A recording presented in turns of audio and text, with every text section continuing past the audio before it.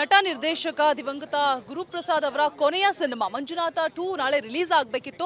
ಆದರೆ ಅವರ ಎರಡನೇ ಪತ್ನಿಯಾದಂತಹ ಸುಮಿತ್ರಾ ಅವರು ಅದಕ್ಕೆ ಕೋರ್ಟಿಂದ ಸ್ಟೇ ತಂದಿದ್ದಾರೆ, ತಡೆಯನ್ನ ಕೋರ್ಬಿಟ್ಟು. ಸೊ ಯಾಕೆ ತಂದಿದ್ದಾರೆ ಈ ಬಗ್ಗೆ ನಿರ್ಮಾಪಕರಾದಂತಹ ರಮೇಶ್ ಮೈಸೂರು ಅವರು ಆಕ್ರೋಶವನ್ನು ವ್ಯಕ್ತಪಡಿಸ್ತಾ ಇದ್ದಾರೆ. ಏನಾಯ್ತು, ಯಾಕೆ ಈ ರೀತಿ ಆಗ್ತಾ ಇದೆ, ಒಂದು ಗೌರವ ಸಮರ್ಪಣೆಯನ್ನ ಸಲ್ಲಿಸಬೇಕಾಗಿತ್ತು ಈ ಮೂವಿ ಮುಖಾಂತರ, ಅವರ ಕೊನೆ ಆಸೆ ಕೂಡ ಆಗಿತ್ತು. ಏನಾಯ್ತು ಅಂತ ಅವ್ರನ್ನೇ ಮಾತನಾಡಿಸ್ತಾ ಹೋಗ್ತೀನಿ. ನನ್ನ ಜೊತೆಗಿದ್ದಾರೆ ಪ್ರೊಡ್ಯೂಸರ್ ರಮೇಶ್ ಮೈಸೂರು ಅವರು.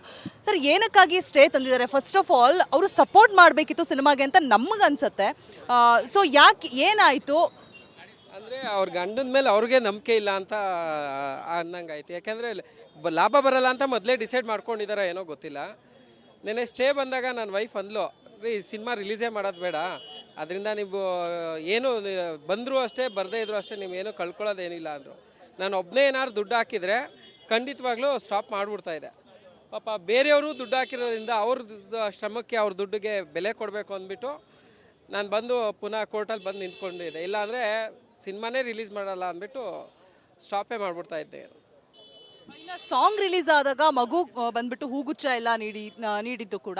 ಸೊ ಈಗ ಮಗುನೇ ಮುಂದಿಟ್ಕೊಂಡು ಸ್ಟೇ ತಂದಿರುವಂಥದ್ದು. ಸೊ ಆ ಬಗ್ಗೆ ಏನು ಹೇಳ್ತೀರಾ? ಆ್ಯಂಡ್ ಇದರಲ್ಲಿ ರಿಲೀಸ್ ಆದಮೇಲೆ ಬಂದಿರುವಂತಹ ಲಾಭದಲ್ಲಿ 51% ಅವರು ಕೊಡಬೇಕು ಅಂತ ಈಗ ಆಲ್ರೆಡಿ ಮಾತುಕತೆ ಆಗಿತ್ತಂತೆ, ನೀವು ಕೂಡ ಒಪ್ಪಿದ್ರಂತೆ.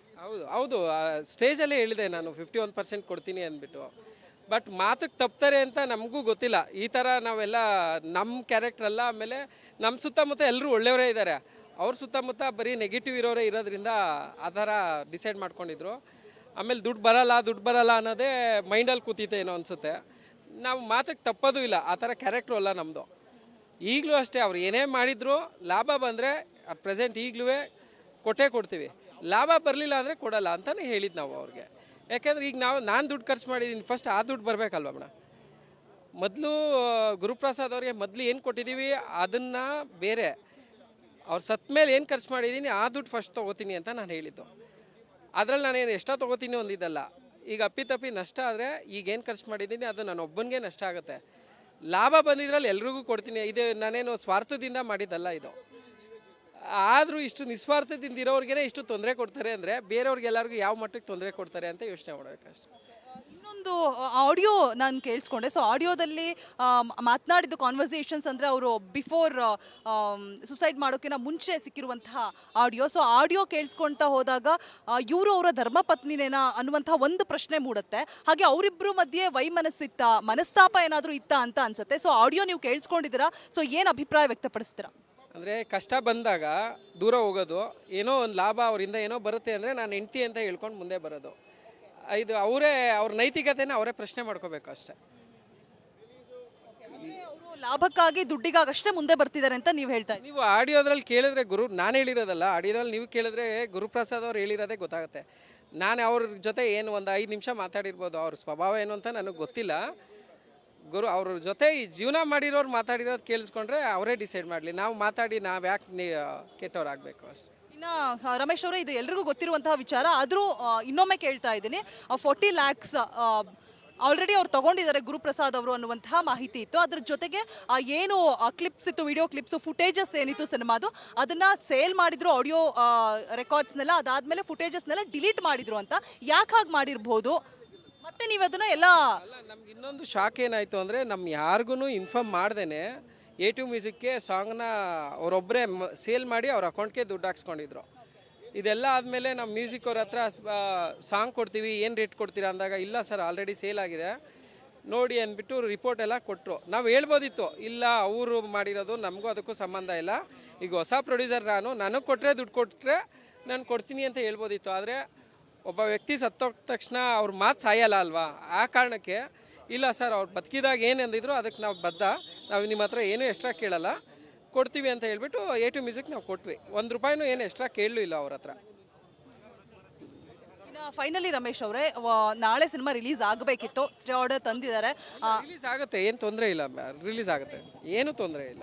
ಒಂದು ಏನಪ್ಪಾ ಅಂತ ಅಂದ್ರೆ ಕಪ್ಪು ಚುಕ್ಕಿಯಾಗಿ ಉಳಿದು ಬಿಡುತ್ತೆ. ಅಂದ್ರೆ ಗೌರವಪೂರ್ವಕವಾಗಿ ಈ ಸಿನಿಮಾ ಅವರು ದೊಡ್ಡ ಕನಸಾಗಿತ್ತು, ಕೊನೆ ಸಿನಿಮಾ ಒಂದು ಗೌರವಯುತವಾಗಿ ನಡ್ಸ್ಕೊಬೇಕಾಗಿತ್ತೇನೋ, ಎಲ್ಲ ಅವ್ರ ಹೆಂಡತಿನ ಸಪೋರ್ಟ್ ಮಾಡ್ತಾ ಇಲ್ವೇನೋ ಅಂತ. ಅದು ಅವ್ರನ್ನೇ ಕೇಳಬೇಕು. ಏನು ಹೇಳೋದು, ನಾವು ಅಲ್ಪರು ಸಂಘ ಮಾಡಿ ನಾವು ಗೌರವ ಕಳ್ಕೊಂಡ್ವೇನೋ ಅಂತ ಅನ್ನಿಸ್ತಾ ಇದೆ ಅಷ್ಟೇ. ಈ ಸಿನಿಮಾನ ಮಾಡಿ ನನ್ನ ಗೌರವ ನಾನು ಕಡಿಮೆ ಮಾಡ್ಕೊಂಡೆ ಅಂತ ಅನಿಸ್ತಾ ಇದೆ ಸರ್ ಅಷ್ಟೇ. ಕೋ ಪ್ರೊಡ್ಯೂಸರ್ನ ಮಾತನಾಡಿಸ್ತಾ ಹೋಗ್ತೀನಿ. ಕೋ ಪ್ರೊಡ್ಯೂಸರ್ ಕೂಡ ನನ್ನ ಜೊತೆಗಿದ್ದಾರೆ, ರವಿ ದೀಕ್ಷಿತ್ ಅವರು, ಅವ್ರನ್ನೂ ಕೂಡ ಮಾತನಾಡಿಸ್ತಾ ಹೋಗ್ತೀನಿ. ರಮೇಶ್ ಅವ್ರು ಹೇಳ್ತಾ ಇದ್ರು ಸಪೋರ್ಟ್ ಮಾಡಬೇಕಿತ್ತು ಅವರ ಧರ್ಮಪತ್ನಿ ಅನ್ಸ್ಕೊಂಡವರು, ಬಟ್ ಅವರಿಂದಾನೇ ತೊಂದರೆ ಆಗ್ತಾ ಇದೆ, ಸ್ಟೇ ತಂದಿರುವಂಥದ್ದು. ಆದ್ರೂ ಕೂಡ ನಾಳೆ ಸಿನಿಮಾ ರಿಲೀಸ್ ಆಗುತ್ತೆ ಅಂತ ಹೇಳ್ಬಿಟ್ಟು ತೊಂದರೆಗಳು ಏನೆಲ್ಲ ಆಯ್ತು, ಏನೆಲ್ಲ ಫೇಸ್ ಮಾಡಿದ್ರಿ, ಸದ್ಯದ ಪರಿಸ್ಥಿತಿ ಏನಿದೆ? ಈ ತೊಂದರೆಗಳು ಅಂತಂದರೆ ನೋಡಿ ಮೇಡಮ್, ಅವ್ರು ಹೋಗಿದ ತಕ್ಷಣವೇ ಅವ್ರಿಗೆ ಅವರ ರೂಮ್ ಏನಿತ್ತು ಆ ರೂಮಲ್ಲಿ ಫುಟೇಜ್ ಇತ್ತು. ಆ ಫುಟೇಜ್ ತರ್ಸೋಕ್ಕೂ ಅವ್ರ ಹತ್ರ ದುಡ್ಡಿರಲಿಲ್ಲ, ನಾವುಗಳೇ ದುಡ್ಡು ಕೊಟ್ವಿ, ತಂದು ಅವ್ರ ಮನೆಗೆ ತೊಗೊಂಡೋದ್ರು. ಸರಿ, ನಾವು ಅಂದ್ವಿ ನೋಡಿ ಮೇಡಮ್ ಈಗ ಹಿಂಗಾಗಿದೆ, ಇದನ್ನು ಕೈ ಬಿಟ್ಬಿಡೋದ ನೆಡ್ಸೋದ ಅಂತ. ಇಲ್ಲ ಮಾಡೋಣ ಸರ್, ಅವ್ರ ಆಸೆ ಅಲ್ವಾ, ಮಾಡೋಣ ಅಂತ ಹೋಗಿ ಒಪ್ಕೊಂಡಿದ್ರು. ಅದಾಗಿ ನಾಳೆ ಕಳಿಸ್ತೀನಿ ಅಂತ ದಿವಸ ಇದು ಫುಟೇಜು ಇದಕ್ಕೆ ಎಡಿಟಿಂಗಿಗೆ ಹೇಳ್ತಿದ್ರು, ಬಟ್ ಕಳಿಸ್ಲೇ ಇಲ್ಲ. ಕೊನೆಗೊಂದು ದಿವಸ ಏನಾಯಿತು, ಚೇಂಬರಿಂದ ಫೋನ್ ಬಂತು. ಚೇಂಬರಲ್ಲಿ ಅಂತ ಏನಂತ ಹೇಳಿದ್ರು, ನೀವು ಇಲ್ಲಿ ಬನ್ನಿ, ಅವ್ರಿಗೆ ಬಂದಿದ್ದಾರೆ, ಇತ್ಯರ್ಥ ಆಗಬೇಕು ಅಂತ. ಆಗ ಅವತ್ತು ನಾನು ಇರಲಿಲ್ಲ, ನಾನು ಹೋಗೋಕ್ಕಾಗಲಿಲ್ಲ. ರಮೇಶ್ ಸರು ಟೀಮ್ ಎಲ್ಲರೂ ತುಂಬ ಜನ ಹೋದರು. ಅಲ್ಲಿ ಎಲ್ಲ ಗಣ್ಯರ ಮುಂದೆ, ಕಾರ್ಯದರ್ಶಿಗಳು, ಅಧ್ಯಕ್ಷರು ಎಲ್ಲರ ಮುಂದೆ ಚೇಂಬರಲ್ಲಿ ಕೂತ್ಕೊಂಡು ಇವರೇ ಒಪ್ಕೊಂಡು ಸುಮಾರು ಗಂಟೆಗಳ ಕಾಲ ಮಾತುಕತೆ ಆಗಿ ಎಲ್ಲ ಒಪ್ಪಂದ ಆಗಿ, ಸರಿ ಸರ್ ನೀವು ಮಾಡ್ಕೊಳ್ಳಿ, ತಗೊಳ್ಳಿ, ನೀವು ಮುಂದೆ ಹೋಗಿ ಅಂತಂದ್ಬಿಟ್ಟು ಲೆಟ್ರ್ ಸೈನ್ ಮಾಡಿ ಕೊಟ್ಬಿಟ್ಟು ಫುಟೇಜ್ ಕಳಿಸಿದ್ರು. ಅದಾಗಿ ನಾವು ಒಂದು 2 ತಿಂಗಳು ತೊಗೊಂಡ್ವಿ ಎಡಿಟಿಂಗು. ಸುಮಾರು ಎಂಡಿಂಗಲ್ಲೂ ಗೊತ್ತಾಯಿತು, ಸ್ವಲ್ಪ ಎಲ್ಲ ಫುಟೇಜು ಎಲ್ಲ ಡಿಲೀಟ್ ಮಾಡಿಬಿಟ್ಟಿದ್ರು ಗುರುಗಳು ಅಂತೆಲ್ಲ. ಅದೇನಿದೆ ಅದೆಲ್ಲ ಮಾಡಿದ್ವಿ. ಹರಸಾಹಸ ಬಿದ್ದು ಅವ್ರು ಇಲ್ಲದೇ ಇರೋ ಅವ್ರ ಪೋರ್ಷನ್ಗೆ ನಾವು ವಾಯ್ಸ್ ಡಬ್ಬಿಂಗ್ ಎಲ್ಲ ಮಾಡಿ ಏನೇನಾಗುತ್ತೋ ಎಲ್ಲ ಮಾಡಿ ಸಿನಿಮಾ ಮುಗಿಸಿ ಸರ್ಟಿಫಿಕೇಟ್ ಇದು ಸೆನ್ಸರು ಮಾಡಿಸಿ ಅಪ್ಲೋಡು ಆಗಿದೆ. ಜನ ಟಿಕೆಟು ಕೊಂಡ್ಕೊಂಬಿಟ್ಟಿದ್ದಾರೆ ಆಗಲೇ. ಈಗ ನಿನ್ನೆ ಸಡನ್ನಾಗಿ ನಮಗೆ ಶಾಕಿಂಗ್ ನ್ಯೂಸ್ ಏನಪ್ಪ ಅಂದರೆ, ಸ್ಟೇ ತಂದಿದ್ರೆ ಸಿನಿಮಾ ರಿಲೀಸ್ ಮಾಡಬಾರ್ದು ಅಂತ. ನಮಗೆ ಗೊತ್ತಿರೋಂಗೆ ಈಗ ತಿಳಿದುಪಟ್ಟ ಪ್ರಕಾರ ಮಗುವಿಗೆ ಏನಾದ್ರು ದುಡ್ಡು ಕೊಡಿ ಮೊದಲೇನೆ ಅಂತ. ಅದು ನನ್ನ ಪ್ರಕಾರ ಸರಿಯಲ್ಲ ಅನ್ಸುತ್ತೆ. ಸಿನಿಮಾ ಗೌರವಯುತವಾಗಿ ಒಂದು ಅವರಿಗೆ ಅಂದ್ರೆ ಒಂದು ಕನಸಾಗಿತ್ತು ಗುರುಪ್ರಸಾದ್ ಅವ್ರಿಗೆ. ಕನಸನ್ನ ನೆನ್ಸು ಮಾಡೋದಕ್ಕೆ ನಾವು ನಿಜವಾಗ್ಲೂ ಈ ಹರಸಾಹಸ ಮಾಡ್ತಾ ಇರೋದು. ಯಾಕೆಂದರೆ ಅವರು ಈಗಲ್ಲ, ನನಗವರು 2008-9ಇಂದನೂ ಪರಿಚಯ. ಆಗ್ಲಿಂದನೇ ಹೇಳ್ತಾ ಇದ್ರು, ಈಗ ನೋಡು ಪ್ರೇಮ್ ಆದರು, ಉಪೇಂದ್ರ ಆದರು, ನಾನು ಹೀರೋ ಆಗಬೇಕು ಅಂತೆಲ್ಲ. ಬರುತ್ತೆ ಟೈಮ್ ಮಾಡಿ ಗುರುಗಳೇ ಅಂತಲೇ ಹೇಳ್ತಿದ್ವಿ. ಆಮೇಲೆ ಅವ್ರು ಏನಂತ ಇದ್ರು, ಯಾರ್ಯಾರೋ ಪ್ರೊಡ್ಯೂಸರ್ ಮುಂದೆ ಎಲ್ಲ ಏನಕ್ಕೆ ನಾನು ಕೇಳ್ಕೊಳ್ಳೋದು, ನಾನೇ ಲಾಂಚ್ ಮಾಡ್ಕೋತೀನಿ, ನನಗೆ ಒಂದು ಸ್ಥಾನ ಅಂತ ಬರುತ್ತೆ, ಆಗ ಮಾಡಿ ನಾನು ಅದ್ಭುತವಾದ ಒಂದು ಕತೆ. ಈ ಕತೆ ಅವ್ರಿಗೆ ತುಂಬ ವರ್ಷದಿಂದ ಇಟ್ಕೊಂಡಿದ್ದ ಕತೆ ಅದು. ಆ ಕಥೆನ ಅವರ ಪ್ರೊಟೋಗನಿಸ್ಟ್ ಅಂತ ಕರಿತಾ ಇದ್ರು, ಹೀರೋ ಅಂತ ಇರಲಿಲ್ಲ. ಅವ್ರು ಇನ್ನೊಂದು ಹೇಳ್ತಾ ಇದ್ರು, ಯಾರು ಬೇಕಾದ್ರೂ ಹೀರೋ ಆಗ್ಬೋದು, ಬಟ್ ಯಾರು ಡೈರೆಕ್ಟರ್ ಆಗೋಕ್ಕಾಗಲ್ಲ ಅಂತ. ಈ ಸಲ ಏನಂದ್ರು, ನಾನೇ ಡೈರೆಕ್ಟ್ರು ಆಗ್ತೀನಿ, ಇದ್ರಲ್ಲಿ ನಾನೇ ಹೀರೋನು ಆಗ್ತೀನಿ, ನೋಡಿ ತೋರಿಸ್ತೀನಿ ಅಂತ. ಅವ್ರದ್ದು ಕೊನೆ ಆಸೆ ಇದು. ಈ 2022 ಒಂದು ಸಲ ನಾವು ಪ್ರೆಸ್ ಮೀಟ್ ಮಾಡಿದಾಗಲೂ ಅವಾಗಲೂ ಹೇಳಿದರು, ಇದು ಹಿಂಗಿದೆ, ಈ ಕತೆ ಬಗ್ಗೆ ತುಂಬ ಇದೆ, ವೀಡಿಯೋಸು ಫುಟೇಜ್ಗಳೆಲ್ಲ ಇದೆ, ನೋಡ್ಬೋದು ಬೇಕಾದ್ರೆ. ಸೊ ಇದ್ದಿದ್ದು ಹಿಂಗೆ ಅವ್ರದ್ದು ಕನಸು ನೆನ್ಸು ಮಾಡೋಣ ಅಂತ ನಮಗೂ ಇಷ್ಟ, ನಾವು ಮಾಡ್ತಾಯಿದ್ದೀವಿ. ಇದು ಇವ್ರು ಜೊತೆಗೆ ನಿಂತ್ಕೊಂಡು ಜನಗಳ ಮುಂದೆ ಕೇಳಿಕೊಂಡು ಈ ಗೆಲ್ಲಿಸಿ ಸಿನಿಮಾ ಅಂತ ಆ ಥರ ಒಂದು ಪ್ರಚಾರ ಮಾಡಬೇಕಷ್ಟೇ ಹೊರತು ನಮಗೂ ಅಸಹ್ಯ ಆಗ್ತಾಯಿದೆ. ಇದೆಲ್ಲ ಬೇಕಾ ಅನಿಸುತ್ತೆ, ಹಂಗಾಗೋಗಿದೆ. ಆಡಿಯೋ ಸಿಕ್ಕಾಪಟ್ಟೆ ವೈರಲ್ ಆಗ್ತಾ ಇದೆ ಸಾಮಾಜಿಕ ಜಾಲತಾಣದಲ್ಲಿ. ಸೊ ಗುರುಪ್ರಸಾದ್ಗೂ ಅವರ 2ನೇ ಧರ್ಮಪತ್ನಿ ಅಂತ ಹೇಳ್ತಾ ಇರುವಂತಹ ಸುಮಿತ್ರಾ ಅವ್ರಿಗೂ ಪತ್ನಿ ಅಂತ ಗೊತ್ತು, ನನಗೆ ಧರ್ಮಪತ್ನಿನೋ ಅಲ್ವಾ ಅಂತ ಅವರೇ ಹೇಳ್ಕೋಬೇಕಾಗತ್ತೆ, ನಮಗೆ ಗೊತ್ತಿಲ್ಲ. ಯಾಕೆಂದರೆ ಅವ್ರ ಮೊದಲನೇ ಪತ್ನಿ ಅಂತೂ ನನಗೆ ಚೆನ್ನಾಗಿ ಗೊತ್ತು, ಅವ್ರ ಹೆಸರು ಆರತಿ ಅಂತ.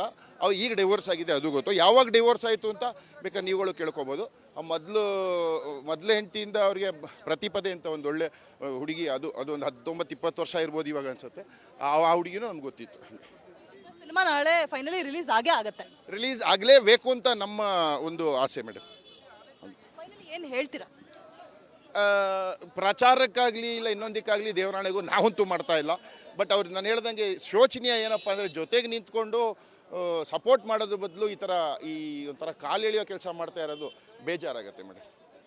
ಥ್ಯಾಂಕ್ ಯು, ಸಾಕಷ್ಟು ಮಾಹಿತಿನ ಹಂಚ್ಕೊಂಡ್ರಿ. ಒಳ್ಳೇದಾಗಲಿ ಸಿನಿಮಾಗೆ ಅಂತ ಹರಿಸ್ತಾ ಧನ್ಯವಾದ. ನೋಡಿ ಸಿನಿಮಾ ಖಂಡಿತ.